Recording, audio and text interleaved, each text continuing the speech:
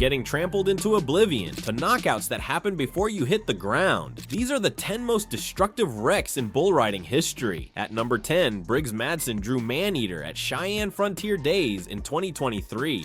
Where would his fate lead him to? Oh! The crowd expected a clean ride during Game 2 on Day 2 of the Team Series event. Maneater had different plans, bucking Madsen clean off his back with raw power that left no question about who was in control. And they told him he would probably never even walk again, and he would definitely never do things like this.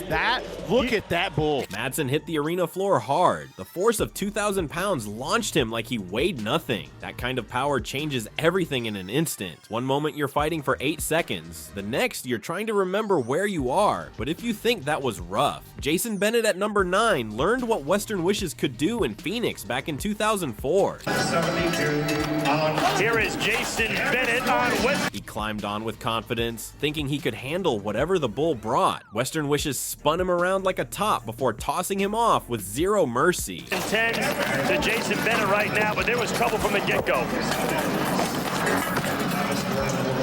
The impact with the ground was brutal. Bennett absorbed every bit of that landing. His body hit the dirt with enough force to knock the wind out of him completely. There's no soft way to come down when you're being thrown by an animal that size. Some rides end with points. This one ended with Bennett trying to remember his own name. Now that we're talking about getting thrown, Ruben Galanes probably wished he'd drawn a different bull when he faced Getcha Some at number 8, also in Phoenix 2004. Corey Melton, nobody works harder than that young man. Puts a whole lot of effort into this. Here is Ruben Galanes. Getcha Some lived up to the name from the first jump. Galanes got hung up in the rope, his hand trapped while the bull kept moving with violent intent. Here, Ruben Galanes out of the chutes in a hurry, uses a free hand, and now he's hung up. Well, that's when things turned from bad to catastrophic. Galanes was spun around like a rag doll, completely helpless while the bull decided his fate. When he finally came free and hit the ground, the damage was already done. His body had been twisted and jerked in ways the human frame isn't designed to handle. Getting hung up changes your perspective. You're not in control anymore. The bull is, and the bull doesn't care about your well-being. And while Galense was getting dragged around, Julio Cesar Marquez at number 7 was about to face his own nightmare with Timbuktu in 2024. Here we go! Marquez bucked off in round 1 at the Everett event. That should have been the end of it. Get up, dust off, live to ride another day. But Timbuktu had other ideas. Him in another angle at it, cover the kid's eyes. Right there. Look, you land right there. The horns came down first, then came the trampling that made everyone in attendance hold their breath. There was nowhere to escape, no way to protect himself from what was coming. The destruction was methodical and unforgiving. That's the reality. They don't stop until they're satisfied. Your pain doesn't factor into their decision making, although getting trampled by horns is terrible. At number 6, Jory Marcus discovered what happens when those horns find your head. Then, and whether that was the reason he was unsettled, J-Dub, or the fact that Fresno 2013. Marcus drew Warbird in round 1 of the Table Mountain Casino Invitational. The buck-off happened fast, cleaner than most. Then Warbird's horns connected with his skull. Bull looks a lot like his donor. He knows how to say donor and not his sire. He's a clone of the Great Bull War Dance. The shot was direct and brutal. Marcus went down and stayed down while everyone processed what they'd witnessed. There's no toughness that protects you from a horn to the head. While Marcus was dealing with head trauma, Ben Jones at number 5 learned what it means to get run over completely. Times and taking a couple of shots.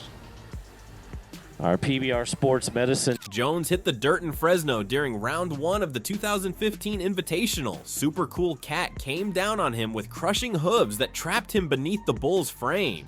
Team is over there to give him a hand, and Ben Jones, he needs you to give him a little bit of pick-me-up.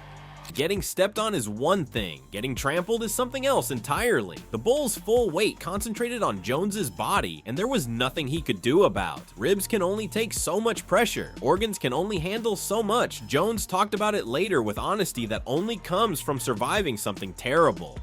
"I felt the weight of that bull," Jones said. "When something that heavy runs over you, you question everything. Your ribs feel like they're caving in. Your lungs won't fill. You're just trying to survive." At number 4, we go back to Anaheim in 2000, where Troy Dunn faced Merlin in what became a classic example of pure destruction. Some over there, but not a lot. And, we saw him buck down at the last Bud Cup. The 1998 world champion climbed on during round 1, carrying all the confidence that comes with being the best in the world. Merlin brought him forward and dumped him off with authority that said championships don't matter here. Clicking, and you're rusty.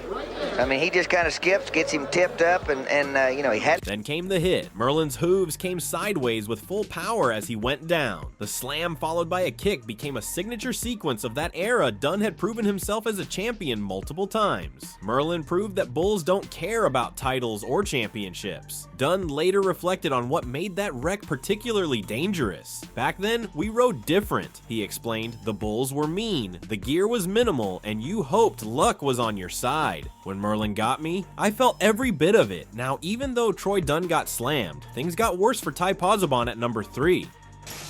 Ty Pozzobon, Jack Daniels, buck and shoot. Let's ride! Come on, Ty. Pozzobon drew Coyote 20 in Fresno during round 1 of the Table Mountain Casino Invitational. The buck-off came quick and violent. What happened next was far more devastating. Into his hand, switches. Ooh! The stomp knocked him unconscious in an instant. His lights went. You could see it in how he fell, how he didn't move, how his body lay there without any defensive response. That's what a lights-out stomp does. It erases consciousness and leaves questions about what comes next, what's still working right, what might be permanently changed. "That wreck changed me," Pozzobon admitted. "I wasn't the same rider after Coyote 20. That's how it goes sometimes. One stomp, one moment, and everything shifts. The sport takes something from you that can never be replaced." Pozzobon's knockout was terrifying, but what happened to Chris Shivers at number 2 might have been even more violent. Champion, he wants to be just so. Let's go! And out goes Chris Shivers. Shivers had drawn Extreme in Jacksonville back in 2004. The bull came out with bad intentions written all over his movement. Shivers tried to hang on, tried to make it work, but Extreme had other plans for how this ride would end. But he's still going to take time to tip his hat to the crowd. This bull, he's just throwing a lot of power. The slam was vicious and final. Shivers hit the ground with force to silence the entire arena in an instant. Shivers was one of the best to ever ride. Multiple championships, countless qualified rides, years of experience. Extreme reminded him that destruction doesn't care about resumes or credentials or how many buckles you've won. When physics takes over, nothing else matters. Later, Shivers talked about that moment with the kind of brutal honesty that defines champions. "Extreme got me good," he said. "I hit that ground and thought my spine was done. Some folks say that's the price of greatness." But for Shivers, this was a reality check delivered at full speed. Now at number 1, Valdiran de Oliveira lived through the most destructive wreck in recent memory. You got to look out for this guy. Look, this bull we've seen once, he really busts, but Valdiran de Oliveira. Springfield, Missouri, 2013. Round 1 of the PFY Western.com Invitational. Oliveira drew Sick'em Sam. Everything seemed normal until the gate opened. Then destruction happened in 2 brutal stages. First came the headshot. Sick'em Sam's movement caught Oliveira perfectly, connecting with his skull hard enough to shut his system down immediately. The impact was clean and catastrophic. Due to medical privacy laws, but we will give it to you if we have it available. But as you look at the replay, hits, goes through the air and then lands. Oliveira was already unconscious when the second impact came. His limp body launched off the bull and crashed into the dirt with sickening force. He was knocked out before he even hit the ground. Getting hurt is one thing. Getting knocked unconscious while still on the bull means you have no ability to protect yourself during the fall. Probably caused a lot of problems, right as he initially made contact, even with the helmet on. The sudden stop. Oliveira didn't move. The destruction was complete before anyone could process what had happened. 2 impacts in rapid succession, both brutal, both catastrophic, both potentially career-ending or worse. Later, when Oliveira could talk about it, the fear was obvious. "I didn't see the second hit coming because I was already gone after the first one. That's the scariest part. You don't even know what's happening to you. And if you think a wreck like that would end his career?" The answer came months later when Oliveira climbed back on. Because that's what riders do. They face the destruction and come back anyway. Oliveira is one of the few who truly understand how destructive this sport can be. He's felt the impact that erases consciousness, experienced the helplessness of falling while knocked out, and carried the memory of what could have been if the landing had been slightly different. Because the reality of bull riding is simple. Every ride carries the potential for complete destruction. The bones break, the skulls crack, the organs bruise, the consciousness fades. And yet riders keep climbing on, keep chasing those 8 seconds, keep accepting the risk that comes with it. Walking away has never been the cowboy way. The destruction is guaranteed. The injuries are inevitable. The danger is constant, and the riders keep coming back anyway, knowing full well what might happen. That's what separates bull riders from everyone else. They know the cost, they've paid it in blood and broken bones and shattered dreams, and they climb back on regardless. The destruction is part of the story. It always has been, it always will be.